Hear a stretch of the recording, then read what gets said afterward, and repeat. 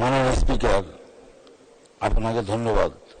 মাননীয় স্পিকার, আমাদের সরকার গত 1.5 দশকে সমগ্র দেশে উপজেলা ভিত্তিক একটি করে দৃষ্টিনন্দন মসজিদ, মডেল মসজিদ নির্মাণ সহ মসজিদ ভিত্তিক নানান প্রকল্প জনগণের নিকট ব্যাপকভাবে প্রশংসিত হয়েছে।